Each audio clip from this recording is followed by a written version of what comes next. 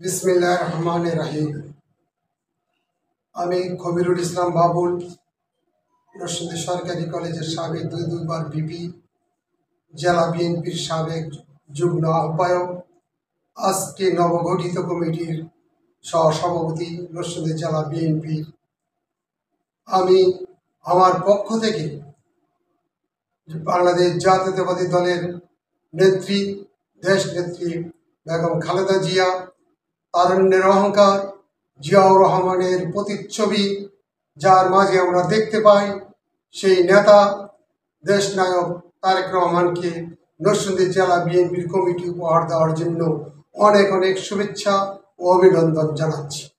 সাথে সাথে অভিনন্দন জানাই নরসিংদী জেলা বিএনপি সংগ্রামী সভাপতি ডাকসুর সাবেক জিএস জননেতা খায়রুল কবির খোকন, সাধারণ সম্পাদক মঞ্জুর এলাহিকে।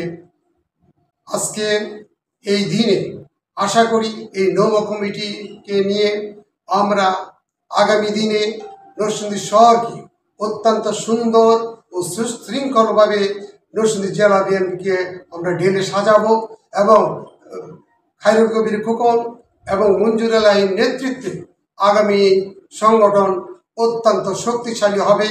আগামী দিনে আমাদের নরসিংদী 5টি সংসদীয় আসন আমরা পুনরুদ্ধার করব, এই আশা ব্যক্ত করছি। ঈদুল আজহা উপলক্ষে নরসিংদী জেলাবাসী এবং আমার প্রাণপ্রিয় নরসিংদী পৌরবাসীকে জানাই ঈদুল আজহার রক্তিম শুভেচ্ছা অভিনন্দন।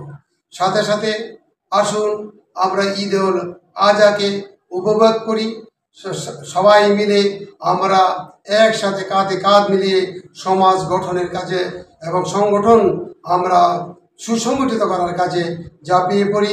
পাশাপাশি নরসিংদী পৌরবাসীকে আমি বলবো, বর্জ্য ব্যবস্থাপনায় আসুন আমরা সুশৃঙ্খলভাবে নিজেদের বর্জ্য নিজেরা আমরা অপসারণ করি এবং পৌরসভাকে একটি সুন্দর শহর আমরা উপহার দিই।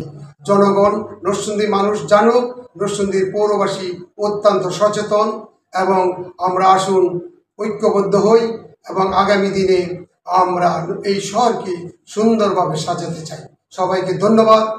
খুদা হাফেজ। বাংলাদেশ জিন্দাবাদ। ঈদ মুবারক, ঈদ মুবারক, ঈদ মুবারক।